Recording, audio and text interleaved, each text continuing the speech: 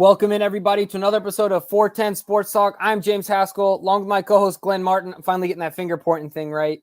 Glenn, looking forward to tonight, another live episode in which we are going to review the next installation in off-season for the Baltimore Ravens, or preseason, really. It's not necessarily off-season. It's, Lamar said it. Off-season is over. That's right. Right. It's season time. This is really preseason, if you will. I wanted to do the yell, but my voice is not ready for it. But certainly we're going to be talking about all things regarding the mini camp. Who was there? Who wasn't there? How did people look? What are our thoughts? We're going to talk about John's comments, Coach Urban's comments. Lamar hit the mic for the first time, amongst other guys. So we're excited to get into all of it. Yep.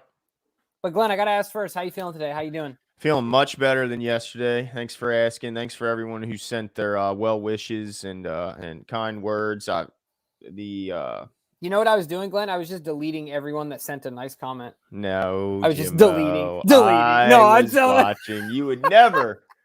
By the way, Jimbo checking in on me every day. That's right. So appreciate you. Along with my family, my brother checking in on me every day, and friends.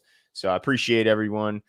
Family's doing better as well. They're on the road to recovery. Got me on a regimen of vitamins and other medications to get me back to normal. And I tell you, what a difference a day can make. I feel 10 times better than I did yesterday. I gutted it out yesterday, Jimbo, but I was hurting afterwards. Dude, Prince Kwan's asking you to caw right now. Dude, there's no caw. Hold on. Let me try just for you. There it is. It's like a bird that's been shot with a BB gun, like that's right in the throat. That's all it's got left. It's like, I'm just glad it's getting better, man. COVID to me was like the flu and strep throat combined, which was brutal because if anyone's ever had either, neither are fun, but to have them both, at least feel like you have them both at the same time is it's pretty awful.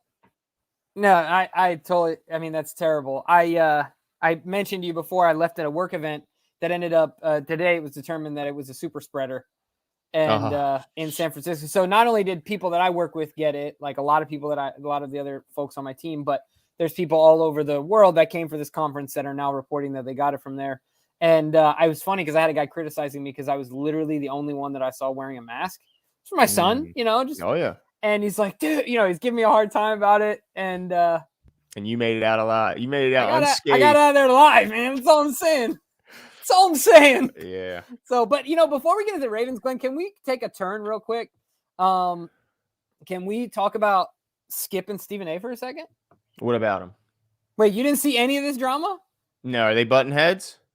You saw none of this? None of this. How am I not getting alerts? So Stephen A came. I don't really watch either one of those two, to be honest with you. I think they're clowns, but you'll have to go back and watch it because there's a lot of people giving their opinions on Twitterverse and et cetera about this because Stephen A came out on JJ Redick's podcast and basically, and I'm summarizing here, but basically saying that Skip Bayless begged him to do First Take with him, and that once he started doing First Take with him, then it took off and became number one, and they've never looked back. Mm-hmm. And so basically he's saying that he saved, in a lot of ways, it sounded like he's doing a little bit of self-glorifying and that he saved First Take.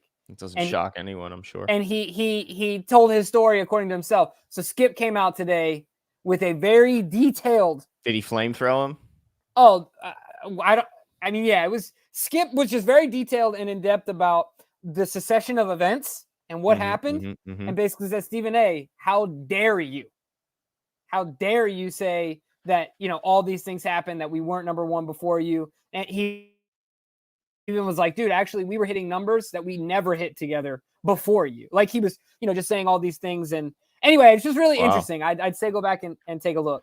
But it's a big deal. Yeah, I guess so. I mean, honestly, the more the older I get and I watch these guys, they're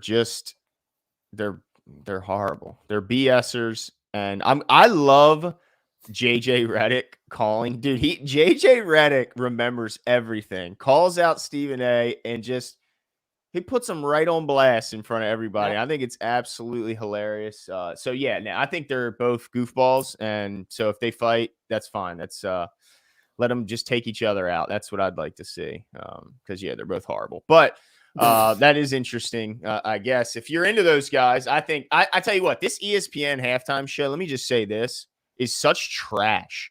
Like Yeah. the gap between their show and the TNT crew is so, and it gets wider. It's like they keep the gap widens every year. It's not narrowing, it's widening. Like, Yeah. it's horrible. I mean, Stephen A just he's just terrible. He offers nothing but just trying to use big words. It's pathetic. I wish TNT would pay up and get the finals, but I don't think that's happening anytime soon. Yeah, no, that's definitely not happening. Anyway, I thought you would have. So go take a look. Yeah. All right. And we can talk about it another time. All right. Anyway, on to what's most important. Let's get into. That's right. Today was the final day of minicamp. Yeah. Yep. You know, let's talk about, because we're going to get into a lot. We have a lot to talk about. People. Lamar Jackson spoke to the reporters today. Finally answered some questions that a bunch of people have been, waiting to ask him. So we're going to get into that. John Harbaugh gave some great insight into some injuries that have been, from last year, the recoveries, as well as some new minor injuries as well that we saw some absentees because of that. Excuse me. But yeah, I want to get into, there were some absentees to start today, and we finally hear about, some of the reasons why. Jimbo, your guy, Tyler Huntley, remained sidelined today. Coach said he had some shoulder tendonitis, was throwing a lot of balls. So let me ask you this, Jimbo. Should Tyler Huntley be mad at Lamar Jackson for the increased workload that caused this shoulder tendonitis? I was going to say, it's like, thanks, Lamar. I need to know. Jeez, nah, I think he's fine. It's very precautionary. The Ravens, the term err on the side of caution. The Ravens are on the other side of the coast of caution this year, right? So, like, they're not just erring on the side. They're, like, running from caution. So shout out to Garrett Family Aquatics. Hope you feel better soon, Glenn. Likewise. I'm glad you spelled his name right. Shout out. Only Glens that spell their name with one N are usually serial killers. Man, we could have a Glenn with one N listening. It's a joke from a show, from a TV show. No, I'm messing with you. But yeah, thank you. I appreciate the well wishes. Shout out to Garrett Family Aquatics. I wonder if that's his business, and if it is, hope you're doing well. Yeah, hope you're doing absolutely. Well. But yeah, so that's just one bit of injury news that came out that Tyler Huntley's dealing, and I think you're right, just being cautious with him. Another little bit of tidbits. Nick Boyle got the vet day off today. Yep. Said it wasn't injury related. It is interesting that, it's only a 3-day mini camp. He gets 1 day off, but coach has plenty of tight ends to sprinkle in there, including, Josh Oliver, who is continuing to make big plays. He made another nice catch today. As well as Isaiah Likely, who jumped off again, was making diving catches out there, doing his thing. So plenty of tight ends to fill in for the absence of Nick Boyle, who, let's be honest, at this point in his career, he's pretty much seen it all and done it all. And then Jalen Ferguson got an ankle sprain, got it taped up, but he returned. So he's back out there gutting it out. And boy, I'm glad he is, because he needs to be. I mean, he needs to be out there for his own development, but he also needs to be out there to help his edge group, continue to improve. And we don't want to overwork any one guy, even though I'll tell you one thing, Dalen Hayes continues to take advantage of the increased reps, making plays in coverage as well as rushing the passer. It's funny because I think that was a Freudian slip, Glenn. You said that he's gutting it out. I thought that was pretty funny because there's other things you could have said, but of course, when you think of Jalen, immediately your mind goes to gut. Not this year, Jimbo. He's looking. I'm yet to see. Yet to see. I'm yet to see. That's right. I'll believe it when I see it, and you guys will be the first to know because I'll let you know. But yeah, the other thing I was going to mention too is that coach also confirmed that Michael Pierce, it's not a physical, it's not a health issue. I think that was just a way of disguising it's not a weight issue. Yeah. It's a family issue. And we'll hope that it's something positive, like I said. If not, thoughts and prayers go out to the Pierce family and hope everything is going okay. Yeah. The other thing I wanted to talk about coach's comments. You talked a little about injury and guys returning and things like that. And admittedly, my internet cut out for a solid 15 seconds. So I might have missed a little bit of it. But I want to talk about what he said about Ronnie and him coming back. in conjunction with how he's using the current, what we know as right tackles on the roster to fill in for Ronnie. So just to, if you guys didn't watch it, John basically said, Ronnie's looking good. He's on schedule to be back. His goal is to be back. But at the end of the day, it depends on what he looks like when he comes back. And so in the meantime, and I'm paraphrasing here, so feel free to add anything, Glenn. But in the meantime, John also said, he admitted when asked that Juwan and Morgan Moses are both taking snaps at left tackle, which I think you'll find myself, but certainly I know you, Glenn, were like, dude, these guys are not left tackles. So I think you probably found it very surprising, right? I certainly did. I mean, not as much, I should say, Jawan James, because let's be honest, at this point, his best shot at getting on the field is to lock up the swing tackle role. Yeah. Because if both Ronnie and Morgan Moses are healthy, then he's going to be relegated to the bench, and you don't want to be a bench guy who can only fill in one position. That's not going to get you on the field very quickly, especially when that one position is currently being manned by Morgan Moses, who almost never misses games. So it's beneficial for him and the team if Juwan James can develop himself into at least a serviceable part-time left tackle if need be. I don't think there's anyone in here that's going to expect Juwan James to turn into a Pro Bowl left tackle or anything of that nature. But if he can say, look, coach, if you need me to finish a game for you, something happens to Ronnie in the second quarter and you need a guy to go in there and gut out 2.5 quarters, I got you, coach. I can do it.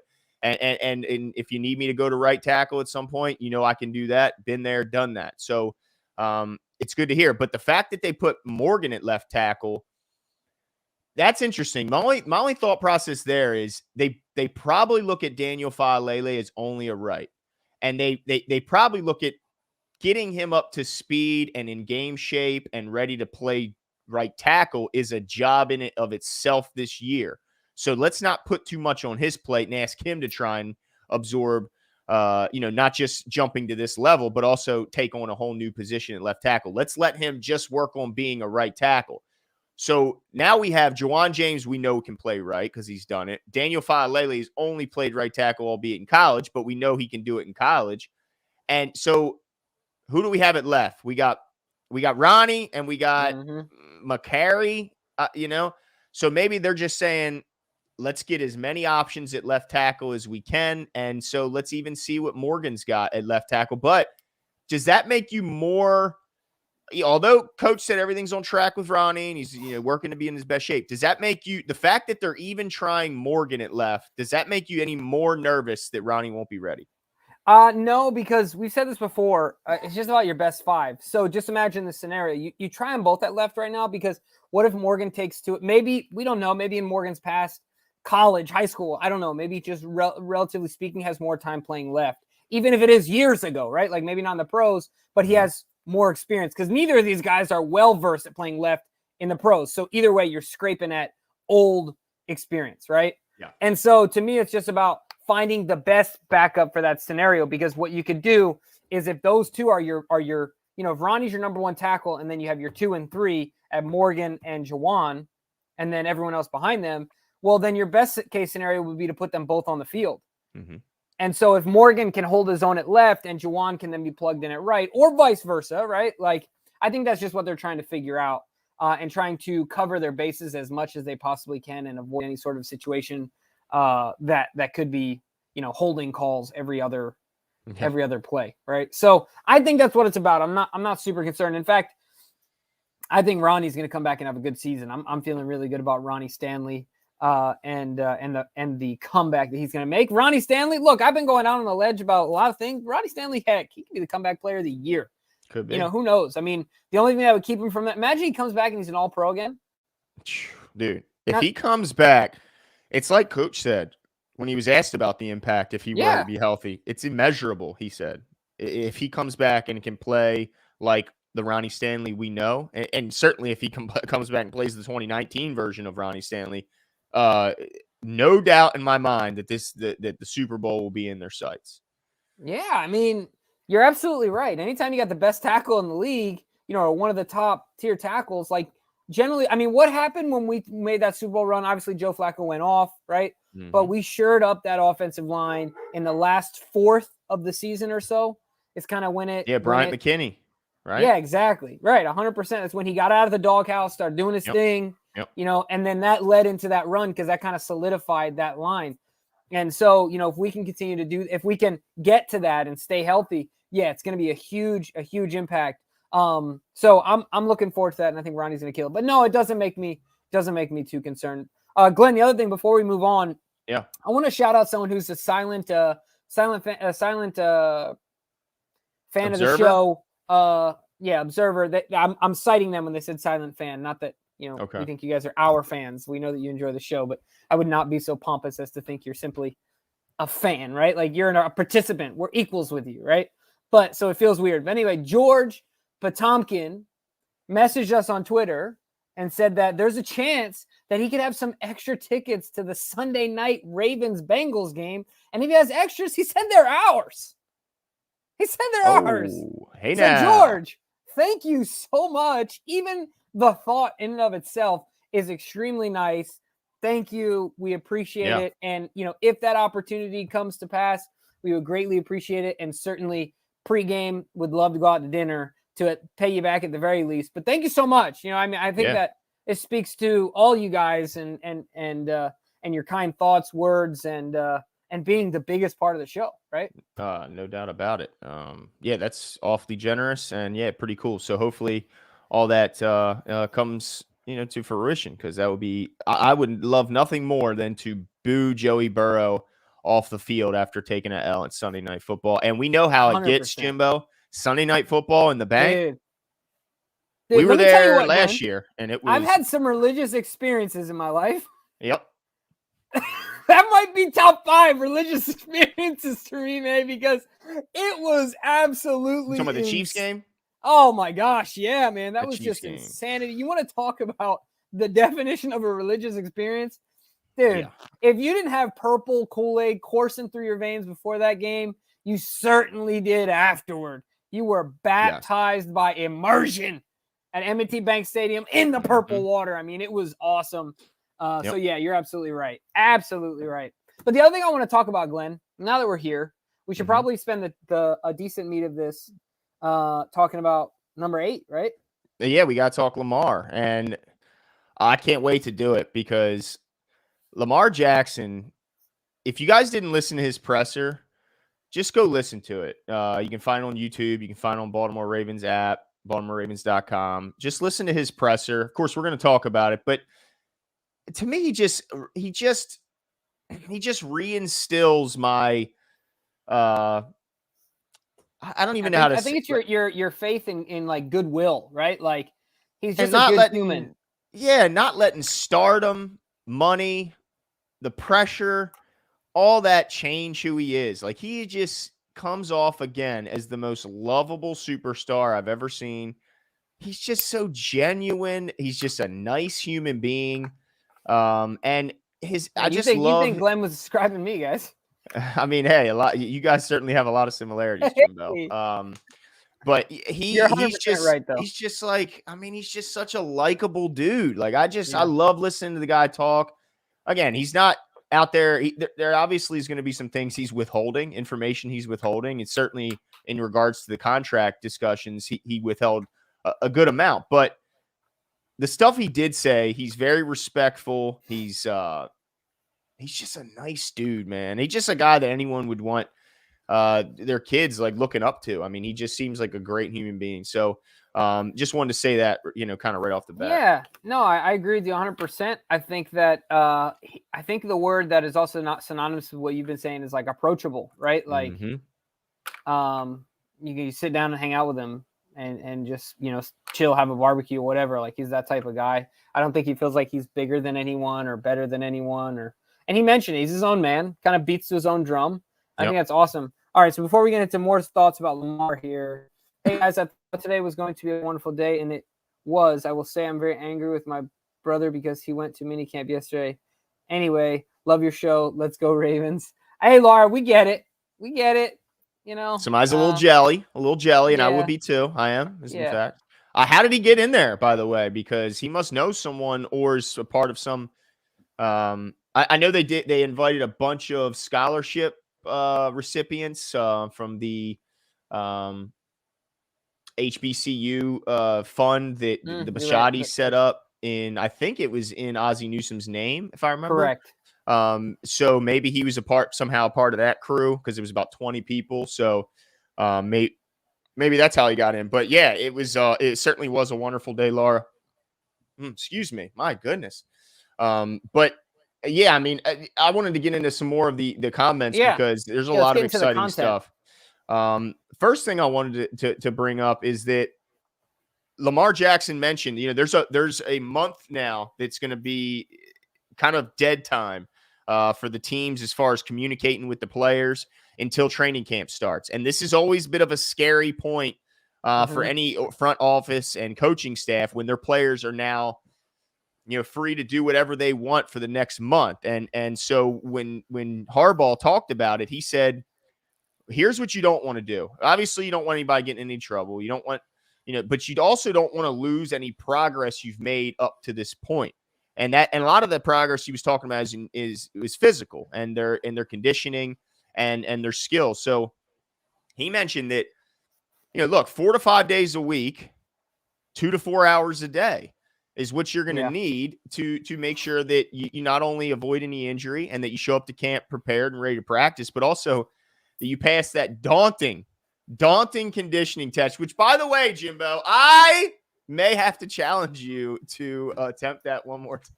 No, there's no way. There's no way I can do it right now for sure. I'm all aerobic capacity. My anaerobic capacity is terrible. I'm doing all distance stuff. I'm not doing sprints. Disappointed. I mean, I just can't.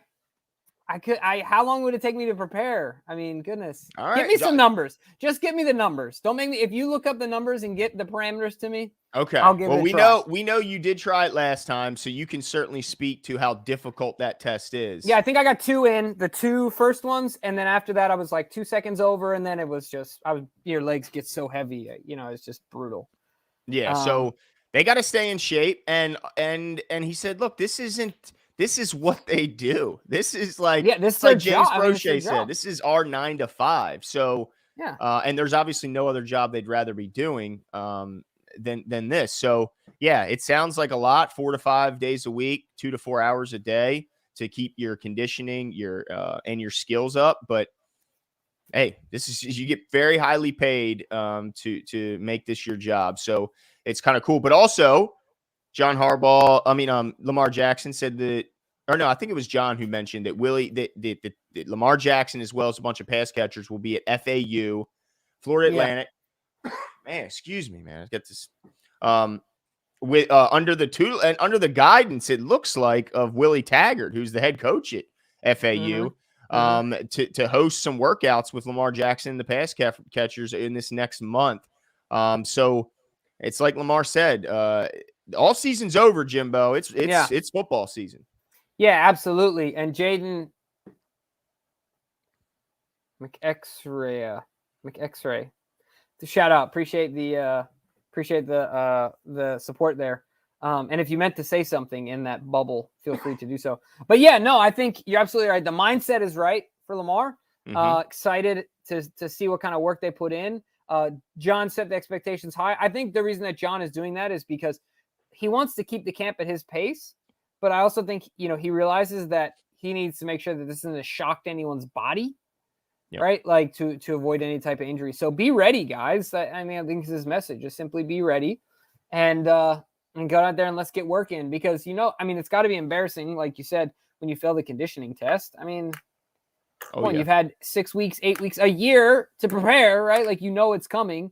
So just go out there and do it. The only thing, dude, it's simple and it's hard. If you can test yourself harder than that way, by then the test comes, it's easy. Like, set the standard higher for yourself than the coaches set for you. So, but this is the question, Glenn. We're dancing around it. We're going to get to it. You ready for this? Yeah, let's do it. Is Lamar Jackson getting this deal done or what? Well, because everyone was talking about, and in the comment response, he pulled his best Marshawn Lynch and said, we're in conversations. And they asked all different types of variations. And we can get into that and kind of dissect it. But is the deal getting done? Look, I'm surprised to hear their conversations. I'm thankful to hear that there were conversations, because I honestly thought that he wasn't going to negotiate until next season, because that's kind of what a lot of people were saying. That's what we were kind of hearing, is that he was fine with playing this season out under his 5th year, and even fine with the thought of possibly being franchise tagged. So the fact that they're having a conversation, that they've done so since he's been back for this mini camp, I'm happy to hear it, man, because that means that there's a chance he could get it done. And look out for this next month, because I think once training camp hits, it could be a little bit, challenging. But the fact that they're talking is it's encouraging. Now, that's all he said. There's been conversations. They tried to ask many pressing questions, tried to to explore some more. He wasn't going there. He was not going there. He's just said we've had conversations. But he was asked if he anticipates being a Raven for the remainder of his career, and his answer was simple. It was yes. And that is another thing I was loving to hear. But let me just say this, Jimbo. ESPN continues to twist things, and it really grinds my gears. And the reason it does is not just because, we love Lamar Jackson and we're proud of him, proud of this organization, but it also makes you realize if they're doing that to the Ravens, then chances are when I'm watching stuff about the Seahawks or the Rams or the Raiders, that they're doing the same things to those guys, but we're not experts on the Raiders. We're not experts on the Seahawks. So we take them at face value and we listen to them because we don't know no better. But we know better when it comes to the Ravens because we absorb every ounce of information that comes out of the castle. So it frustrates me because it makes me lose all trust in them entirely. Because if I know they're slandering and being dishonest and BSing about the Ravens, then what makes me think they're not doing it about all 31 other teams as well as all other sporting outlets? So it makes me crazy. There's something. I saw the headline, Jimbo. He was asked a question. I don't know if you know, but he was like, he just kept saying anything about the contract. We've had conversations. Had conversations, right? They said, is there any chance you could hold out a training camp? Right. And he said, we've had conversations. That turned into ESPN putting Lamar may hold out of training camp and regular season amid contract negotiation. Stop it. He never ever said that. I gotta place some blame on, I'll keep it nameless, but I noticed some local media did tweet that and phrased it in that way to make one assume that that's how Lamar responded. So like without watching the video, somebody could read that clip, and you know how a snowball turns in, the snowball effect, right? So you start to carry, it's an echo, right? So it just moves and moves and gets bigger and bigger. So yeah, that's frustrating and exhausting. And Lamar is so polarizing as a player. And I don't know why, because he's certainly not as a human. No. It's absolutely ridiculous. But let me tell you what, you guys can trust us as a show. That's for sure. And you heard it here first, Glenn, on the record right now. Lamar Jackson is getting a deal done before he comes back for camp. Oh, all right. Lamar Jackson is getting a deal done. Lamar Jackson will be the highest paid quarterback in the NFL. Done, over, period, squashed, all of it, gone, done. He's going to get paid. Now, the one thing, and Marco, give me 1 second, and we'll get to you. But who agrees with you, by the way.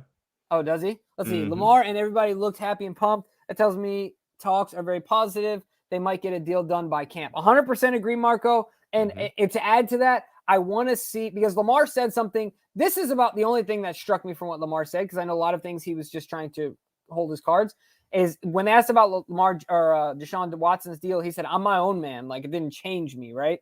So that means that whatever the ultimate amount is, in my opinion, I really think that he wants to do everything he can to win. And I don't think his goal is to bootstrap the team, right? Like to kind of handcuff them and simply say, deal with the rest as you may, but I'm getting mine, right? Yep. Which I don't have a problem with. Everybody should get theirs. I'm not asking a man or anyone to make less money.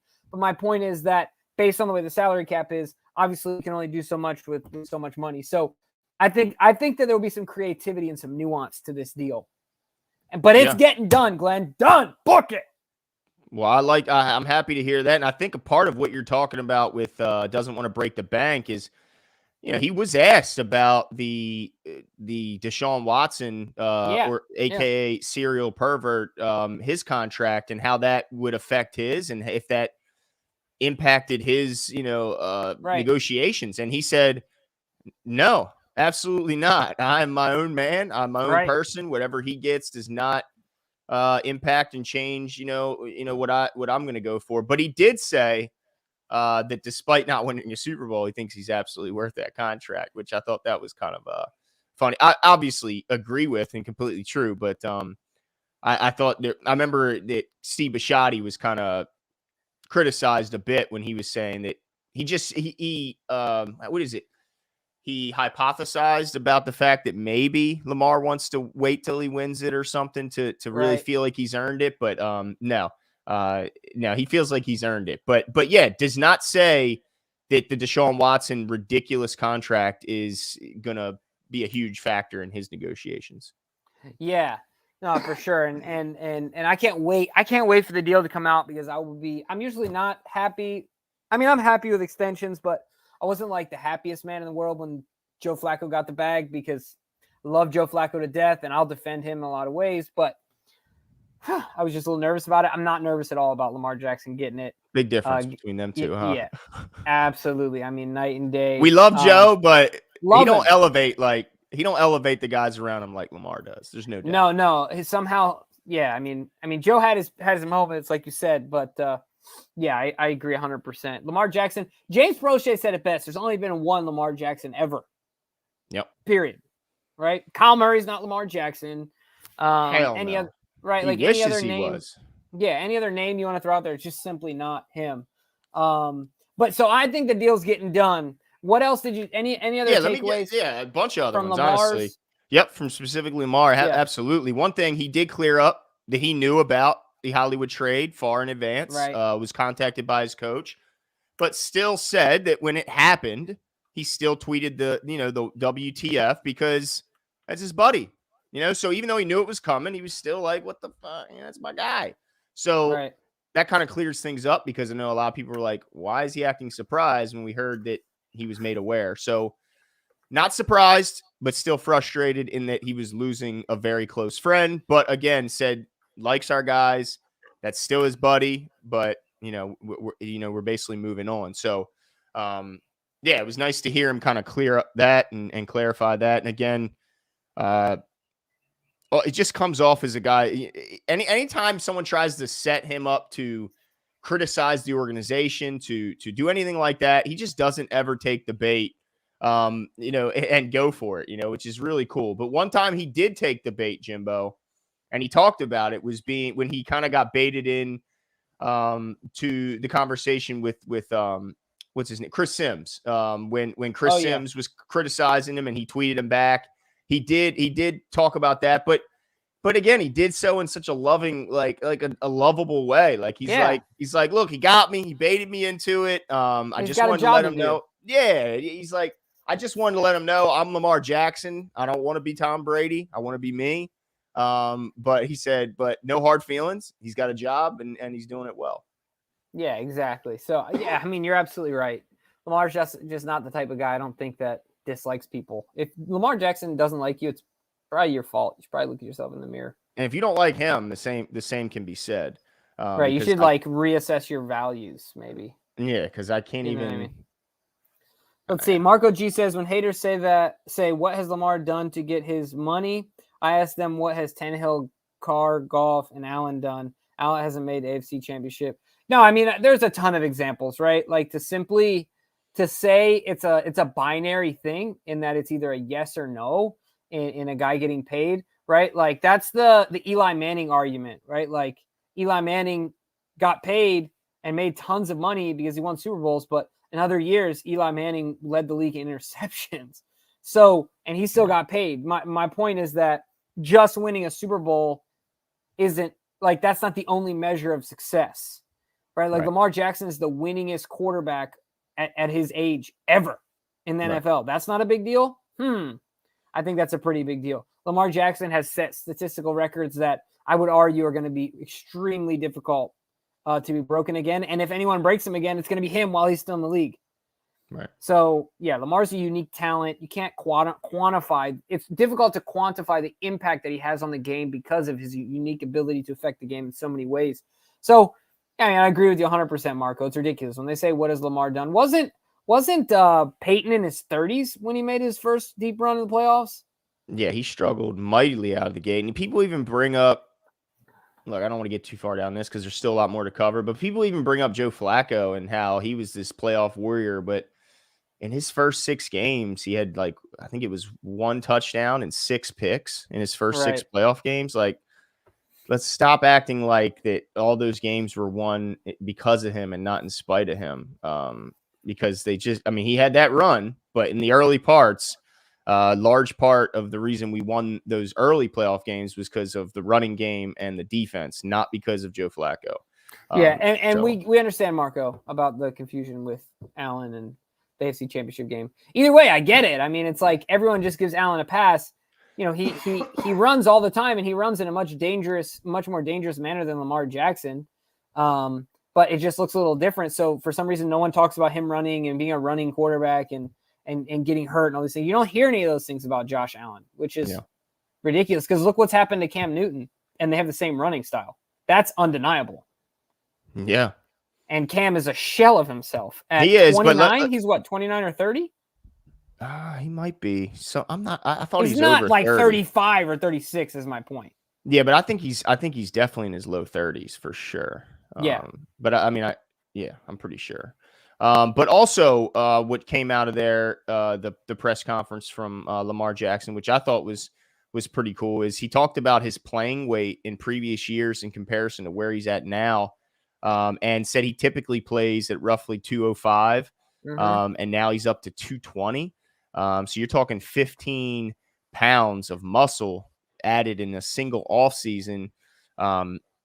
Jimbo, you talk about it. You know, we had Lamar's, former personal quarterback coach on numerous times, and Joshua Harris, and Joshua said that, look, hitting the weight room is not necessarily something Lamar Jackson loves to do. He likes to practice football activities, but he doesn't necessarily love to just go, throw around weights. But the fact that he put on 15 pounds of muscle in a single offseason, you're much more of a workout warrior and certainly a much more of a weightlifter than I am. And so can you speak to what it takes to put on 15 pounds of muscle in that short period of time? Yeah, honestly speaking, I don't know how you do it.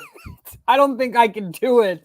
I mean, I can try really hard, but I don't know how you can do it. So the one thing I will say is that I'd be willing to bet he comes down a little bit because when you are bulking, you can you add on a little bit extra stuff because you're just consuming calories, right? Even if it's a clean bulk, you're still adding stuff on, and then he might come down a training camp's gonna be hot, right? So he might come down a few pounds, but he's certainly it'll just reveal the muscle if anything. But like you said, Glenn, at the end of the day, and we talked about this yesterday, people are critical of the weight, him slowing down, and all these things. But look, I think at the end of the day, if Lamar feels good, like he said, if it's going to make him play better, 90% of it is here anyway. If you feel better, you play better, right? If you feel stronger, you are stronger. So if you feel faster, you are faster. So at the end of the day, and he said he feels both faster and stronger. Right. So I'm happy with it. And like you said, it just shows his commitment to getting it done, getting something done that is not his strong suit, if you will, and his most, exciting part of the game. So, I mean, I was surprised when he confirmed it, but also not surprised when you just look at him and you can see it, even in his lower body. If I was actually surprised about anything, I mean, everyone sees the arms, but if you look at his lower body, Lamar looks much more, I mean, he's not Russell Wilson, right? But certainly looks like he put a lot of, I mean, he probably did a squat or two. So I'm excited for all of it. I think it's positive. It's all goodness. But absolutely. the other thing I want to touch on when it comes to Lamar is what your take is on if you had to put some truth serum into Lamar, what's your take on how he feels about going into the season without Hollywood Brown? Because I honestly think that he's excited about some things and not excited about some things, but I'll reserve my opinion because I want to get yours first. Well, I think he would like if Marquise was still here. I think if he was to be honest, he'd say, he wished he was still here. But he also knows that this was Marquise's decision. So I think if there's any frustration about him not being here still, it's frustration with Marquise and not the Ravens, who did everything good to make Marquise Brown successful and happy. He ran the 4th most routes in all of football last year and was top 10 in targets. What more could you ask for as a wide receiver than that much action? So, I don't think the frustration would be found with the Ravens organization. The frustration would be in his buddy. But that being said, it's a good friend of his. So I'm sure that it's not like there's this growing resentment between them and none of that. So I think he'd rather him be here. But I think he has a lot of faith in his guys. He practiced during the offseason with James Prochet and Rashad Bateman a ton. And I think that the attention to detail that those guys put into every facet of their game is going to pay off in the long run in a big, big way. And I think that Lamar has an amazing ability to get along with and to befriend pretty much everyone on the roster.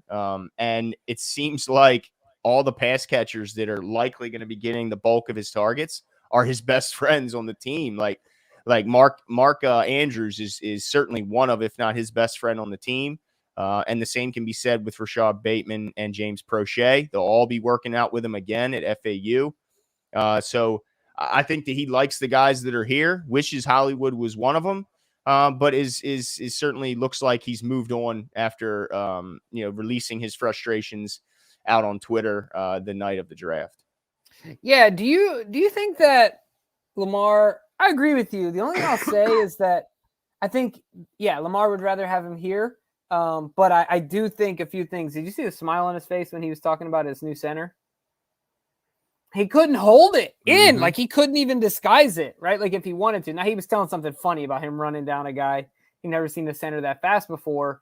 But I think he's low-key not low-key. I mean, he was not subtle about it. I think he's excited about having a bona fide guy in front of him that he can really trust with the football. So I think Lamar's excited about that. The other thing too is that, do you think as you become that good of friends and that young in your career, do you think there's any added pressure? Because maybe you're not the best communicator at that point and you feel maybe subconscious pressure to get him the ball more, where now he feels like I can just be free and follow my read. Like I don't have to force feed anyone. Do you know what I mean? Do you ever feel like there was any of that a little bit? Do you see what I'm saying, that now he's relieved of? I think that there's a chance that could have been the case because they went to every game together. They left and drove home from every game together. And he talked about how there was usually a party in the car. The music was loud and they were jamming because they asked Lamar about that. They said, was Hollywood ever complaining in the car after games on the way home? And he said, no, he absolutely wasn't. We were usually celebrating in the car on the way home from games because usually they win. But I got to imagine that there were times when Hollywood voiced his frustrations because, look, he had frustrations. Now we know that's obvious. So who are you going to talk to about your frustrations more so than the guy you spend the most time with of anyone? Like he spent more time with Lamar Jackson than anyone else during his time here because you spend so much time with your teammates. Plus he hung out with them away from the team events. So I got to imagine there was times where he talked about wanting the ball more in these different situations. So even if Lamar didn't make a conscious effort out on the field, right, almost a subconscious, right? Yeah, I mean, because he knew in the back of his head the complaints that he's heard. So I think that even if it wasn't a conscious thing, I think there's certainly it impacted the way Lamar Jackson saw the field and saw his targets because there's just it'd be hard to not. I mean, you're talking about your best friend. It's hard to totally ignore and disregard if he is complaining. It's a speculation. We don't know for sure, but I got to imagine it had some impact. Yeah, I do too. And I think, like I said, I think you're going to see a free, more in control of the offense. Not that he wasn't before, but in control of the offense and a free Lamar Jackson and a guy that's going to, I think the ball will be a little more evenly distributed than a lot of us are thinking. I know a lot of balls are going to go to Andrews, and I know a lot of balls are going to go to to Rashad Bateman, but I think we'll see other people. We won't see such a big drop off after that. And I think it'll be more evenly distributed. So it's going to be interesting. By the way, if you guys want to see something funny on Twitter, Warren Sharp, is that his name? The analytics, he put up a really funny video. He just put in quotes frustrated with the system. And then he put all of the times that Marquise got beautiful balls past him that hit him in the face and he just didn't catch. It's about 2 minutes worth, and it's just kind of funny. Not that I'm here to crack on Marquise. I think he was a great player, and there's no love lost, but I'll take my chances with Linderbaum. Yeah, I'm with you. I mean, because look, it's not just the drops, man. It's the lack of yak and the constant avoidance of contact that just drove Ravens fans crazy. And while we love the good things, because there's a lot of good things about Hollywood's game, he just, this is a blue collar team, Jimbo. I was gonna say you gotta match the city. You know what I mean? Avoiding and running away from like that's. Do you think of Baltimore as like a city that runs away from contact? Like, come on, no. That's one thing you wouldn't get confused with. Nah, man, we turned around the Brits, baby. We wrote the national anthem, dude. You know what I'm saying? Yeah, man. Not running from people. I think that he just didn't fit the culture here. And so. Yeah, it was kind of it was a pretty funny video. But yeah, they're going to keep taking shots and keep continuing to add receivers. But hey, I'm excited. 100%. Let's see what they can do. Let's see what Bateman and Prochet can do this year. And do you have any other notes you want to talk about Lamar? I do want to kind of pull on this thread of the wide receivers. But before we move off Lamar, what else? No, I pretty much touched on everything from Lamar. Yeah. Now, the other thing I wanted to mention then, talking about these wide receivers, is the fact that thus far, they have not gone out and signed anyone. They have not brought anyone in from the outside. So my question to you is, all right, I'm going to give you my answer, and then I'll ask you the same question. I think the Ravens have a lot of faith in these kids and these young guys and the opportunity that they're giving them. We've talked about contingencies on contingencies, but I think they're kind of betting on the guys they have in-house. So my question, which I'll answer to you, is, do you think we'll see a vet brought in without a major injury, right? If there's a major injury, that's a different situation. But I'm going to say no. I don't think any vets are brought in. And I think part of it has to do with their faith in these guys. The other part, I think, has to do with their recent kind of like, it's not been the best turnout for the Ravens in doing so lately at wide receiver. But I think it more has to do with their faith in these guys. What is your thought on that? Do you think we see a guy coming in before training camp in this time that we have between now and then? I tell you what, I'd be surprised. All the stuff we're hearing, I'd be surprised if they brought somebody in. Everything that's being talked about coming out of the pass catching group has been nothing but positive. It's clear that these guys are a close-knit group, a group that has a chip on their shoulder. It's tired of the slander, as they both said today. Which have you seen? Can you remember many press conferences where two players did them together? No, man. That was cool. Yeah, so I mean, it shows the closeness between Rashad Bateman and James Prochet. But it doesn't just end with those guys. As far as the positive news coming out of camp, I mean, the listen to T. Martin talk about the changes Devin Duvernay has made in his game was so interesting to hear. I mean, this guy was heaping praise on Devin Duvernay, and I think we're really going to be in for an expanded role there. And then there's a bunch of undrafted guys that I think are really turning heads. Slade Bolden has been making catch after catch. Devon Williams. Let's see, Mekhi Polk. And I know there's a bunch of names that I don't have the list in front of me, but everything I've been hearing is that these guys are out there balling. And then even not just the receiving group, the tight end group has been ultra impressive. I'm starting to think you might be onto something by them talking about when you mentioned the possibility of them going heavy in the tight end room, even heavier than the four group, the 4-person group that we described. You're talking they could go 5 with Josh Oliver as being their 5th. And honestly, with the versatility that Isaiah Likely provides, as far as him being more of a tweener between a wide receiver and a tight end, and the stuff that dude's been putting on. I mean, this guy is making multiple diving catches out there. The explosiveness after he gets the ball in his hand is evident. Charlie Kohler with the catch radius that guy brings. every time. And then Josh Oliver, I mean, every single practice they have a note about Josh Oliver making plays. So I think a combination of the tight ends and the wide receivers, we'll just call them pass catchers, is a huge talent. And I think it's just untapped. And so let's see what these guys got. I think if we do see them bring in a guy, I'm be a little disappointed because that might mean that they're not as high on this group as we think they are.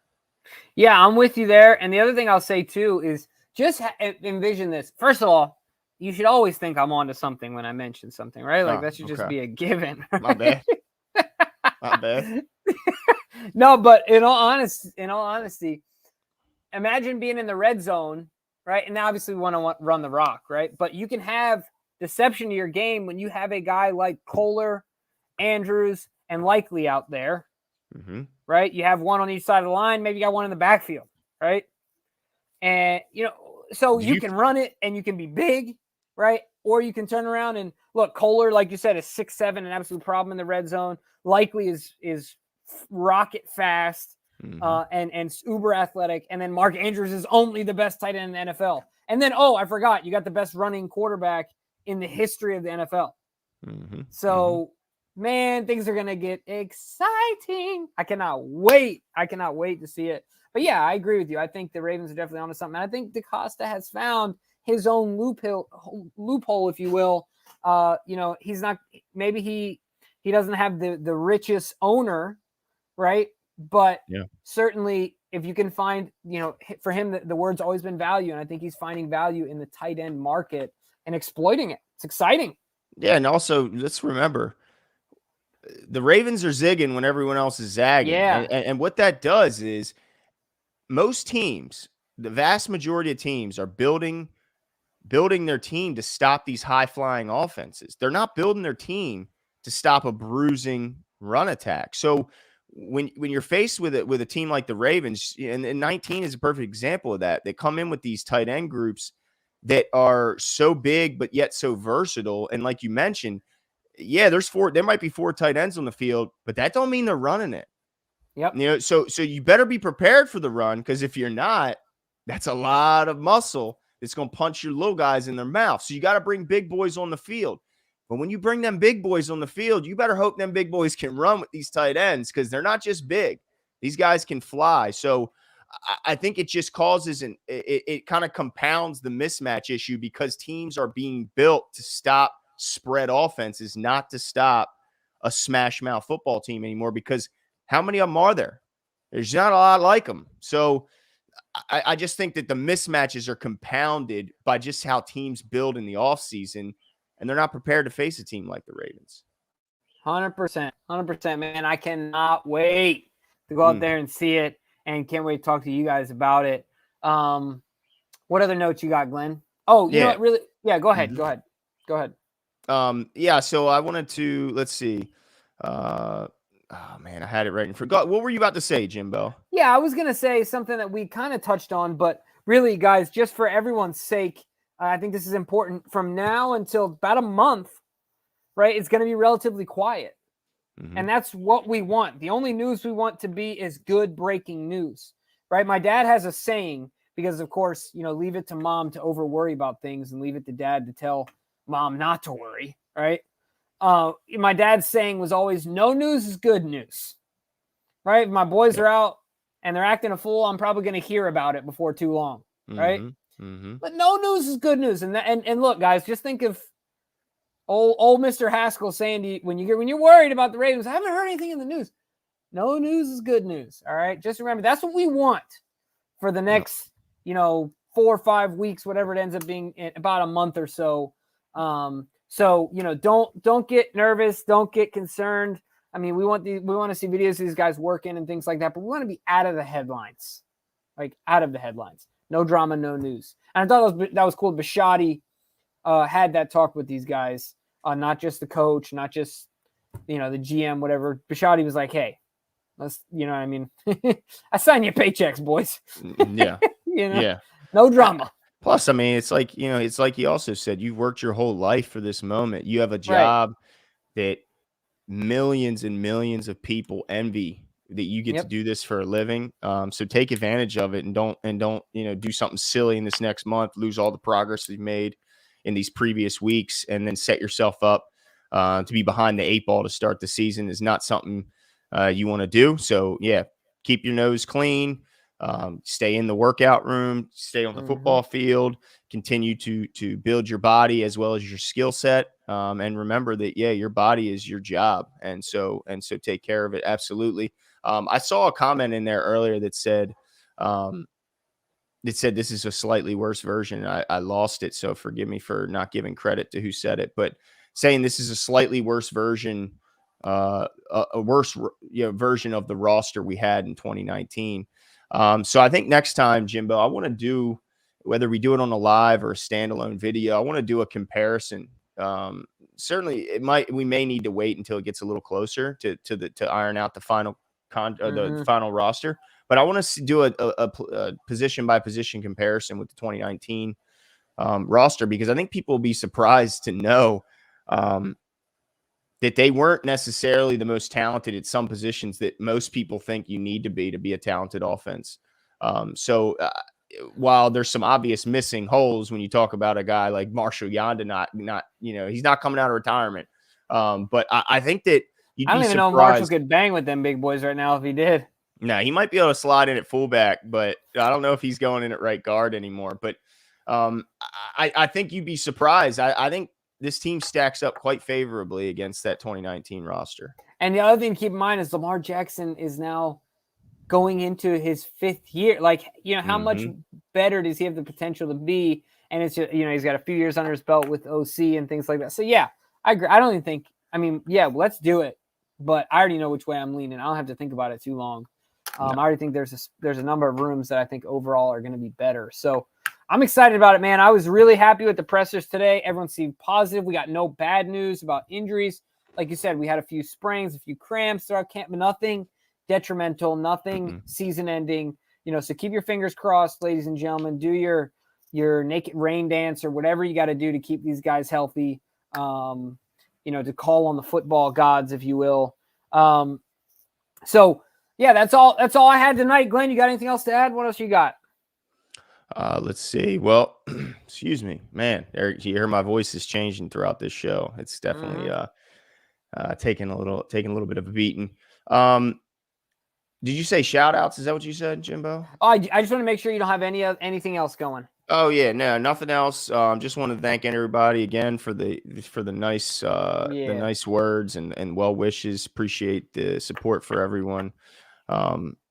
Let's see. Happy upcoming birthday to Yolanda, who is, I think she said it's next month. So happy early birthday, as and well as Lisa, I believe as well. Yeah. Yep. Shout out, no doubt about it. Don C, man. You know what? Shout out to Don C. I see him all the time on Twitter. Just the ultimate defender of all things Ravens. Don't come at Lamar Jackson, because it's the way Don does it too. He doesn't do it in like a belligerent, even disrespectful way. He does it in a way that just cuts you with class. Like when you feel really dumb. Yeah, like he's just and he's always just super kind to all the the Ravens the Ravens social media platform, like any Ravens shows, he's always super complimentary and supportive. But yeah, the ultimate defender of all things Ravens, and especially Lamar Jackson. So do not come at Lamar on Twitter, because I know all I gotta do is look down a little bit and I'll see Don C coming at you. And you certainly don't want him to embarrass you on Twitter. But yeah, some other shout outs out there. McDiamond, always participating. Appreciate your constant support and participation. Lisa Ann as well, always out here supporting me and the show. Let's see, Turner, thanks for the kind words. Amber, appreciate it. I definitely get my rest. Amber, though, it's 2 ends. It's 2 ends, Amber. It's 2 ends in Glenn. Let's see. Man, my voice is starting to go. Jimbo, all you guys, we appreciate it. Thank you so much. Yeah. Have a great night, ladies and gentlemen. We'll be back soon. Oh, jeez.